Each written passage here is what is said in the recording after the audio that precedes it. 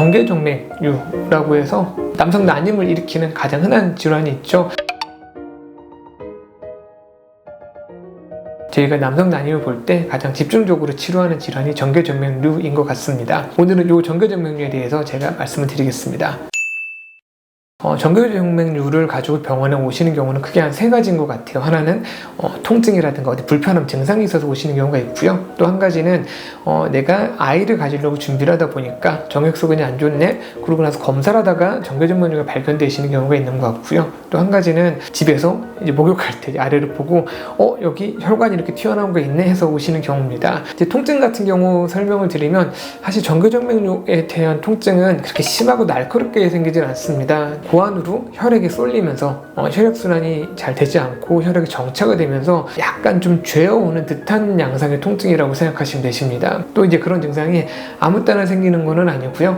내가 아래쪽으로 혈액이 쏠리는 상황일 때, 무거운 물건을 들어서 내가 아래쪽으로 피가 좀 쏠리게 하거나 또는 오랫동안 서 있거나 뛰거나 이런 활동을 하실 때 좀 생기는 경향이 있기 때문에 내가 참으려면 참을 수 있는데 그런 불편함이 계속 좀 지속이 되시고, 그런 것들이 오랫동안 서 있을 때, 운동을 할 때 좀 악화되는 것 같다 라고 하시면 아마 그 정계정맥류 통증이라고 생각하면 되십니다.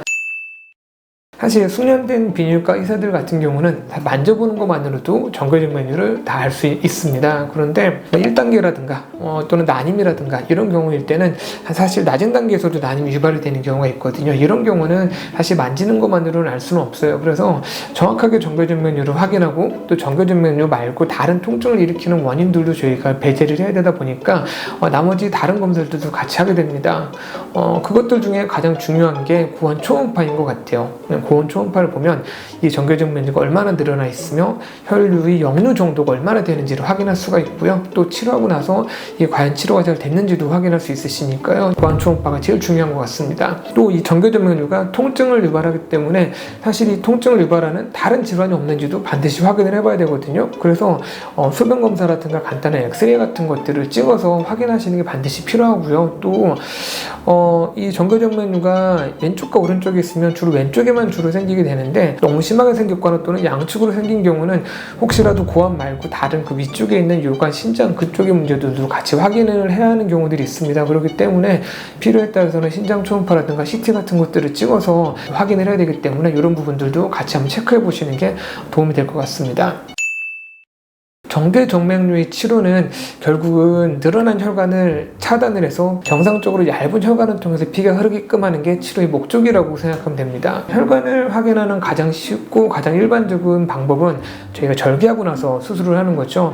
가장 좋은 정계정맥류에 대한 수술 방법은 서해부라는 데를 중심으로 해서 위로 올라가기보다는 아래쪽으로 내려가서 치료를 하는 게 가장 좋은 효과를 볼 수 있습니다. 그래서 보통 저희가 서해부나 서해하부로 접근을 해서 현미경을 통해서 수술을 하는 치료를 가장 골드 스탠다드라고 제가 설명을 합니다. 성공률은 글쎄 실패하는 경우는 거의 없는 것 같습니다. 거의 완벽한 치료 효과를 보이는 것 같고요. 재발도 웬만하면 잘 없는 편이기 때문에 정계정맥류가 있으시다 라고 하시면 1차적으로 현미경적인 수술 치료를 고려하시는 게 가장 첫 번째인 것 같아요. 과거에 이제 수술적인 치료가 재발을 했을 때에는 코일이라든가 경화제 같은 거를 사용을 해서 혈류를 차단을 해서 치료를 하는 그런 색전술이라는 방법을 과거에는 사용을 했었습니다.